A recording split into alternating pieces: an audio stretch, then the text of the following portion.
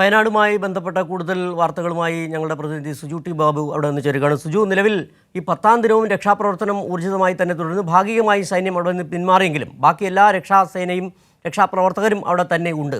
നിലവിൽ 61ഓളം മണ്ണുമാന്തി യന്ത്രങ്ങൾ അവിടെ പരിശോധന ഇന്നും നടത്തുന്നുള്ള വിവരങ്ങളാണ് നമുക്ക് ലഭിക്കുന്നത്. ചൂരൽമലയിലടക്കം വലിയ തരത്തിലുള്ള രക്ഷാപ്രവർത്തകർ എത്തിയിട്ടുണ്ട്. എടുത്തു പറയേണ്ട കാര്യം, ഇപ്പോഴും ഈ ദുരിതാശ്വാസ ക്യാമ്പുകളിൽ 4500 പേർക്കുള്ള പ്രഭാത ഭക്ഷണം, 7000 പേർക്കുള്ള ഉച്ചഭക്ഷണം അടക്കം തയ്യാറാക്കിക്കൊണ്ടുള്ള പ്രവർത്തനങ്ങൾ അവിടെ നടക്കുകയും ചെയ്യുന്നുണ്ട്.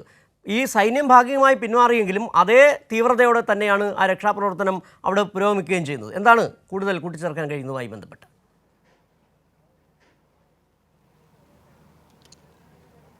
തീർച്ചയായിട്ടും സിജു സൂചിപ്പിച്ചത് തന്നെ സൈന്യം ഭാഗികമായി പിന്മാറിയെങ്കിൽ അല്ലെങ്കിൽ അവരുടെ ദൗത്യം പൂർത്തിയായെങ്കിൽ പോലും ഇപ്പോഴും തിരച്ചിൽ അതിശക്തമായി തന്നെ തുടരുകയാണ്. അതാണ് നമുക്ക് ഈ 10ാം ദിനവും ഈ സംഭവ സ്ഥലത്ത് നിൽക്കുമ്പോൾ പറയാൻ സാധിക്കുന്നത്. ഇന്നും ഹിറ്റാച്ചികളും JCBകളും ഉപയോഗിച്ച തിരച്ചിൽ തന്നെയാണ് കൂടുതലായും നടത്തുന്നത്. 40ലധികം വരുന്ന വലിയ JCBകൾ ഹിറ്റാച്ചികളൊക്കെ തന്നെ ഉപയോഗിച്ചുകൊണ്ട് തന്നെയാണ് ചൂരൽമലയിലും മുണ്ടക്കയിലും പുഞ്ചിരിമേട്ടിലും കൂടുതൽ മേഖലകളിലേക്ക് തിരച്ചിൽ. അത് നേരത്തെ തന്നെ 6 സോണുകളായി തിരിച്ചാണ് തിരച്ചിൽ നടത്തുന്നത്. ഇന്നും സൈന്യത്തിൻ്റെ ഹെലികോപ്റ്റർ ഉപയോഗിച്ചുകൊണ്ടുള്ള പരിശോധന ഇന്നും തുടരുന്നത്. അത് ഒരു പക്ഷേ നാളെയും തുടരാൻ തന്നെയാണ് സാധ്യത. അത്തരത്തിൽ ഹെലികോപ്റ്റർ ഉപയോഗിച്ചുകൊണ്ട് മറ്റ് ശാസ്ത്രീയ മാർഗങ്ങളിലായി തന്നെയാണ് ഇപ്പോൾ തിരച്ചിൽ തുടരുന്നത്. കൂടുതൽ ഇടങ്ങളിലേക്കും അത് തിരച്ചിൽ വ്യാപിപ്പിക്കുന്നതും ഇന്നും തുടരുകയാണ്. കഴിഞ്ഞ ദിവസങ്ങളിലെ പോലെ സന്നദ്ധ പ്രവർത്തകരും ഈ തിരച്ചിലിന് പങ്കാളികളാകുന്നുണ്ട്. DYFIയുടെ യൂത്ത് ബ്രിഗേഡ്, മറ്റ് യുവജന സംഘടനകളും ഈ സൈന്യത്തിനും NDRFനും മറ്റ് വിവിധ സേനാവിഭാഗങ്ങളുടെ ഒപ്പം പ്രവർത്തിക്കുന്ന ഒരു കാഴ്ചയും നമുക്ക് കാണുവാൻ സാധിക്കും. അതുതന്നെയാണ് ഇന്ന് സിജു സൂചിപ്പിച്ച മറ്റൊരു കാര്യം. ഈ ഭക്ഷണ വിതരണവുമായി ബന്ധപ്പെട്ടാണ് ആ ഒരു ദൃശ്യങ്ങളിലൂടെ നമുക്ക് കിടക്കാവുന്നതാണ്. ഭക്ഷണ വിതരണവുമായി ബന്ധപ്പെട്ട് കൃത്യമായി ഭക്ഷണ വിതരണവും രാവിലെയും പ്രഭാത ഭക്ഷണവും ഉച്ചയ്ക്കും കൃത്യമായി ഭക്ഷണം നൽകുന്നുണ്ട്. നമ്മൾ ഉൾപ്പെടെ മാധ്യമപ്രവർത്തകർക്കുൾപ്പെടെ ഭക്ഷണം ഈ ഭക്ഷണ വിതരണം നടത്തുന്ന സർക്കാരിൻ്റെ ഉദ്യോഗസ്ഥർ നമുക്കുൾപ്പെടെ നൽകുന്നുള്ള കാര്യം കൂടി സൂചിപ്പിക്കാൻ ആഗ്രഹിക്കുകയാണ്. ഇപ്പോൾ ആ ദൃശ്യങ്ങളിൽ നമുക്ക് കാണാൻ സാധിക്കും. ആൽമരത്തിന് സമീപത്തായി ഒരു ജീപ്പ്, ഭക്ഷണ കൗണ്ടർ എന്ന് ഏർപ്പെടുത്തിയ ജീപ്പിൽ അതിൽ ഭക്ഷണം എല്ലാവർക്കും ഉണ്ട്. അവിടെ കേവലം വെക്കുക മാത്രമല്ല, അതുവഴി നടന്ന് ആര് പോയാലും അവരെ വിളിച്ച് നിങ്ങൾക്ക് ഭക്ഷണം ലഭിച്ചിട്ടുണ്ടോ എന്ന് കൃത്യമായി അന്വേഷിക്കുകയും അതിൻ്റെ അടിസ്ഥാനത്തിൽ എല്ലാവർക്കും ഫുഡ് കൊടുക്കുന്ന ഒരു സംവിധാനം തന്നെ ഇവിടെയുണ്ട്. അത് ഈ വേലിപ്പാലത്തിൻ്റെ ഈ വശത്ത് മാത്രമല്ല, അത് ആരംഭിക്കുന്ന വേലിപ്പാലത്തിന് മുമ്പായി അത്തരം കാര്യങ്ങൾ കൃത്യമായി ഏർപ്പെടുത്തുന്നുണ്ടെന്നതിനും പ്രധാനപ്പെട്ട കാര്യം കൂടിയാണ്. എന്തായാലും 10ാം ദിവസവും തിരച്ചിൽ അതിൻ്റെ നമുക്കറിയാം. ഒരു 10ാം ദിവസത്തിലേക്ക് എത്തുമ്പോൾ വിവിധ തരത്തിൽ അതിൻ്റെ സ്ട്രാറ്റജികൾ ഒരു നയങ്ങൾ രൂപപ്പെടുത്തേണ്ടിട്ടുണ്ട്. അങ്ങനെ വിവിധ ഘട്ടങ്ങളിൽ കൂടിയാണ് കടന്നു പോകുന്നത്. ഞാൻ മനസ്സിലാക്കുന്നിടത്തോളം നാളെ ജനകീയ തിരച്ചിൽ, അതായത് ഈ സ്ഥലത്ത് ഉള്ള ആളുകൾ, പ്രദേശവാസികൾ ഈ തിരച്ചിലിൽ പങ്കെടുക്കാൻ സാധിക്കുന്ന, അതിനെ സഹായിക്കാൻ സാധിക്കുന്ന മാനസികാവസ്ഥ അതിനുള്ള ആളുകൾ നമുക്കറിയാം. അവരുടെ പലരുടെയും ഒരു മാനസികമായ സാഹചര്യം അറിയാം. അത് പരിഗണിച്ചു കൊണ്ടുതന്നെ അത്തരം പങ്കാളികളാക്കാൻ പറ്റുന്ന ആളുകളെ പങ്കാളികളാക്കിക്കൊണ്ട് തന്നെ നാളെ തിരച്ചിൽ നടത്തും. അവർക്കാകുമ്പോൾ കൂടുതൽ പ്രദേശങ്ങൾ എവിടേക്കാണ് ആളുകൾ കുടുങ്ങിക്കിടക്കാൻ സാധ്യതയുണ്ടെന്നോ ഒരു പക്ഷേ അറിയാൻ സാധ്യതയുണ്ട്. അത്തരം മേഖലകൾ കൂടെ തിരച്ചിൽ നടത്താൻ നാളെ നടത്തും. സിജു, നേരത്തെ തന്നെ ഈ ദുരിതാശ്വാസ ക്യാമ്പുകളിൽ നിന്നുള്ള നിരവധി പേർ അവിടെ വീടുകളിലേക്ക് മടങ്ങി എന്നുള്ള വാർത്തകൾ കൂടി വന്നിരുന്നു. ഇനിയിപ്പോൾ ദുരിതാശ്വാസ ക്യാമ്പുകളിൽ എത്ര പേരാണ് അവശേഷിക്കുന്നത്, എത്ര പേർ വീടുകളിലേക്ക് മടങ്ങി, അത് സംബന്ധിച്ച് കണക്കുകൾ ഏതെങ്കിലും ലഭ്യമാകുന്നുണ്ടോ? കഴിഞ്ഞ ദിവസം തന്നെ ഇതുമായി ബന്ധപ്പെട്ടൊരു ഫേസ്ബുക്ക് പോസ്റ്റിൽ നമ്മൾ കണ്ടതാണ് ഈ ഭക്ഷണ വിതരണവുമായി ബന്ധപ്പെട്ട് ദുരിതാശ്വാസ ക്യാമ്പുകളിൽ ഭക്ഷണം കിട്ടുന്നില്ല എന്ന രീതിയിലൊക്കെ. പക്ഷേ ഒരാൾ ഫേസ്ബുക്കിൽ കുറിച്ചത് നിരവധി ആളുകൾക്കും, ഇപ്പോൾ സിജു തന്നെ പറഞ്ഞു, അവിടെ മാധ്യമപ്രവർത്തകർ റിപ്പോർട്ടിങ്ങിൻ്റെ സ്ഥലത്തേക്ക് കൊണ്ടുവന്ന് ആണ് ഭക്ഷണം തരുന്നത്. നിരവധി ആളുകൾ ഭക്ഷണം കൊടുത്താലും നിരവധി പൊതികൾ, ഉച്ചഭക്ഷണ പൊതികൾ ബാക്കിയാകുന്ന ഒരു സാഹചര്യം അവിടെ നിലനിൽക്കുമ്പോഴാണ് ചില വ്യാജ വാർത്തകളുമായി രംഗത്ത് വരികയും ചെയ്തത്. ചോദിച്ചത്, ഇപ്പോൾ നിലവിൽ എത്ര പേരാണ് ദുരിതാശ്വാസ ക്യാമ്പുകളിൽ ഇനി കഴിയുന്നത്, എത്ര പേർ വീടുകളിലേക്ക് മടങ്ങി?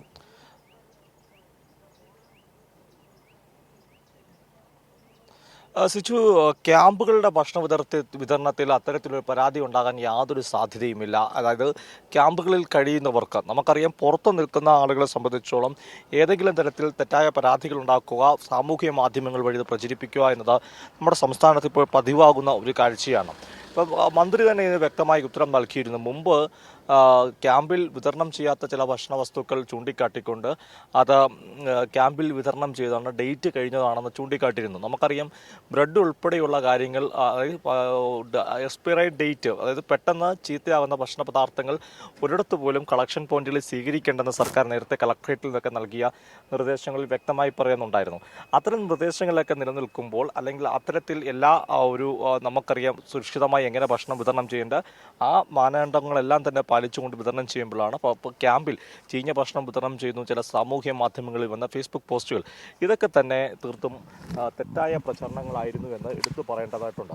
ക്യാമ്പുകളിൽ അവർക്ക് നമുക്കറിയാം സർക്കാർ ആദ്യം മുതൽ തന്നെ അവരുടെ ഒരു സ്വകാര്യത മാനിക്കണമെന്ന് കൃത്യമായും വ്യക്തമായും ആളുകളോട് അഭ്യർത്ഥിക്കുന്നൊരു കാര്യമുണ്ടായിരുന്നു. മാധ്യമപ്രവർത്തകർക്കുൾപ്പെടെ അതുമായി ബന്ധപ്പെട്ട് മാധ്യമപ്രവർത്തകരെ സഹകരിക്കുകയല്ല, അവരോട് റിക്വസ്റ്റ് ചെയ്യുന്ന ഒരു കാഴ്ചയായിരുന്നു. അതായത് അവരുടെ സ്വകാര്യത ക്യാമ്പിനുള്ളിൽ മന്ത്രിയുടെ മുഹമ്മദ് റിയാസ് പറഞ്ഞു, നിങ്ങൾ എങ്ങനെയാണോ നിങ്ങളുടെ വീട്ടിലേക്ക് ഒരു അതിഥി കടന്നെത്താൻ ആഗ്രഹിക്കുന്നത് അതുപോലെയാകണം ഒരാൾ ക്യാമ്പിലേക്ക് കടക്കുമ്പോൾ. ആദ്യം തന്നെ ക്യാമ്പിനുള്ളിലേക്ക് പ്രവേശിക്കരുതെന്ന നിർദ്ദേശം കർശനമായി നൽകിയിരുന്നു. അതുപോലെ തന്നെ ക്യാമ്പിൽ ജീവിക്കുന്ന ആളുടെ സ്വകാര്യത, അപ്പോൾ അതുകൂടെ പരിഗണിച്ചുകൊണ്ടാണ് ക്യാമ്പ് ദീർഘകാലം നീട്ടതിന് പകരം തിരികെ വീട്ടിലേക്ക് പോകാൻ പറ്റാത്ത സാഹചര്യമുള്ളവർക്ക് സർക്കാരിൻ്റെ തന്നെ വിവിധ PWDയും ടൂറിസത്തിൻ്റെയൊക്കെ ക്വാർട്ടേഴ്സ് ഉണ്ട്, സർക്കാർ ക്വാർട്ടേഴ്സ്, അവിടേക്ക് മാറ്റുക, അല്ലെങ്കിൽ വാടക വീട്ടിലേക്ക് അവരെ മാറ്റുക എന്നല്ല, അവരെ പുനരധിവസിപ്പിക്കുന്ന ആ താൽക്കാലിക കാലം, അവർക്ക് പുതിയ ഒരു വീട് കാര്യങ്ങൾ സൗകര്യങ്ങൾ ഏർപ്പെടുത്തുമ്പോൾ ഒരു സമയം എടുക്കും. ആ സമയത്തിനുള്ളിൽ അവർക്ക് താമസിക്കാൻ അത്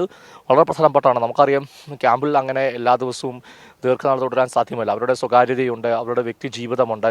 അപ്പോൾ ഞാൻ സൂചിപ്പിച്ചു വന്നത്, അങ്ങനെ ക്യാമ്പിൽ ഇപ്പോൾ കഴിയുന്ന ആളുകൾ ഇന്നലകളിൽ സ്വന്തമായി വീട്ടിൽ കിടന്നുറങ്ങിയ ആളുകളാണ്. അപ്പോൾ അവരോട് കാണിക്കുന്ന ആ ആദരവ്, അല്ലെങ്കിൽ അവരോടുള്ള ആ സ്വകാര്യതയെ മാനിക്കുന്ന തരത്തിലുള്ളതാണ് ഇപ്പോൾ കാര്യങ്ങൾ മുമ്പോട്ട് പോകുന്നത്. അതിനിടയിലാണ് ചില ആളുകൾ അത്തരം ചില അപവാദങ്ങൾ പ്രചരിപ്പിക്കുന്നത് എന്നുകൂടി എടുത്തു പറഞ്ഞിട്ട്. അപ്പോൾ ഇത് മനുഷ്യരുടെ കാര്യത്തിൽ മാത്രമല്ല, എല്ലാ ആളുകളുടെ കാര്യത്തിൽ, മൃഗങ്ങളുടെ കാര്യത്തിൽ അവർക്കെല്ലാം നൽകാൻ പറ്റുന്ന ഏറ്റവും മികച്ച സൗകര്യങ്ങൾ ഏർപ്പെടുത്തുവാൻ തന്നെയാണ് സംസ്ഥാന സർക്കാർ. ഇപ്പം മൃഗങ്ങളുടെ കാര്യം എന്ന് പറയുമ്പോൾ നമ്മൾ വരുമ്പോൾ ഈ ബേലി പാലത്തിലേക്ക് എത്തുമ്പോൾ അവിടെ മൃഗസംരക്ഷണ വകുപ്പിന്റെ ഹെൽപ്പ് ലൈൻ സെന്റർ ഉണ്ട്.